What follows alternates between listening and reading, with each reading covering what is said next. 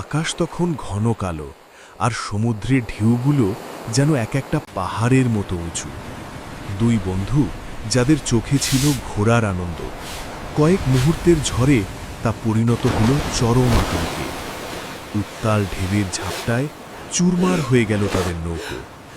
যখন জ্ঞান ফিরল, তারা দেখল চারিদিকে শুধু নীল জলরাশি, আর মাঝখানে এক নির্জন দ্বীপ। তারা বুঝতে পারল না এটা কি নতুন জীবনের শুরু, নাকি এক অন্তহীন সাজা। শুরু হলো টিকে থাকার কঠিন লড়াই। সেখানে না ছিল খাবার, না ছিল মাথার ওপর ছাদ।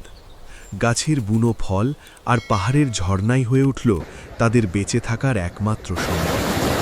দিন গড়িয়ে মাস, আর মাস গড়িয়ে কেটে গেল দীর্ঘ 15টি বছর।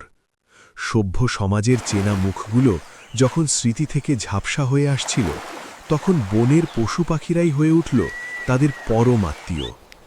বুনো জানোয়ারদের ভয় নয়, বরং তাদের সাথে এক অদ্ভুত মায়া আর বন্ধুত্বের বন্ধনে আবদ্ধ হল এই দুই নিঃসঙ্গ মানুষ।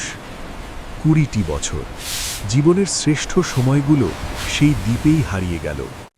বাড়ি ফেরার সব আশা যখন প্রায় মৃত, ঠিক তখনই একদিন বিকেলে এক অদ্ভুত যান্ত্রিক শব্দে কেঁপে উঠল দ্বীপের শান্ত আকাশ। মাথার উপরে গোল হয়ে ঘুরছে একটি সার্ভে হেলিকপ্টার। নিচে দাঁড়িয়ে দুই বন্ধু পাগলের মতো হাত নাড়তে লাগল।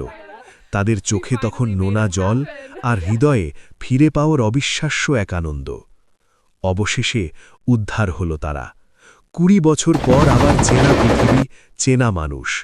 কিন্তু সেই নির্জন দ্বীপের স্মৃতি আর বনের বন্ধুদের মায়া তারা কোনোদিন ভুলতে পারবে না। কারণ সেই দ্বীপ তাদের শিখিয়েছে, বিপদ যত বড়ই হোক, মানুষের হার না মানা মানসিকতা আর বন্ধুত্বই হল পৃথিবীর সবচেয়ে বড় শক্তি।